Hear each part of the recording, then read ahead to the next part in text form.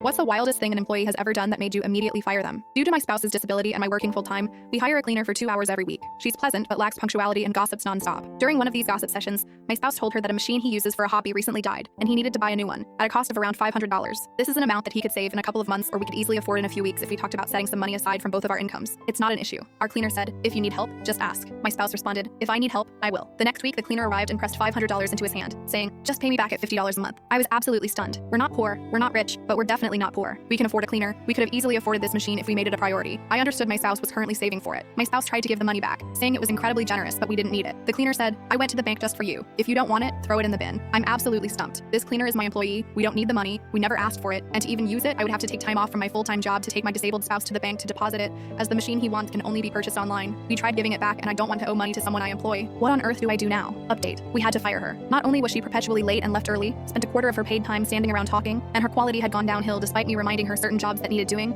she also decided to tell our close mutual friends Jack and Jill that we said something terrible about them. When Jill reached out to ask, "What the hell?" we told her we didn't say anything about them and we didn't know what she was talking about. And she said our cleaner, who was also their cleaner, said we had a problem with them. Turns out our friends had newly rented a house from our cleaner, which if I had known in advance, I would have strongly recommended against. The cleaner was treating them like personal slaves, lying to them, and trying to manipulate them, to the point where Jill was having a breakdown from anxiety. She was using Jill's high opinion of us to manipulate her. I was so distraught that my friends thought we'd said terrible things about them, that we went to the house that night to talk it over, only finding out once we'd arrived that it was being rented from my cleaner. After we figured out what was going on, my spouse and I agreed we'd have to fire her and find someone new. Side note, we told our friends about her trying to force a loan on us, and they said that when she told them the story, because of course she did, she doubled the offer to $1,000, which my spouse had exclusively asked her for. He had only refused it because I was home, and then he'd yelled at her about it. No mention of throwing it in the bin, of course. So that week when the cleaner came to my house, my spouse was prepared to fire her. However, she was in a foul mood and spoiling for a fight, saying we disrespected her by going to her house and talking about her behind her back. She said, "This will be my last week then," not expecting my husband to agree, which he did. She was expecting him to fall over apologizing and placate her, tell her she was wonderful, our friends were wrong, and that we'd do anything to keep her. She was in a textbook narcissistic rage, and when he wouldn't play her game, she went running back to Jack and Jill and told them we fired her, that I stood there and swore at her and said her work wasn't any good.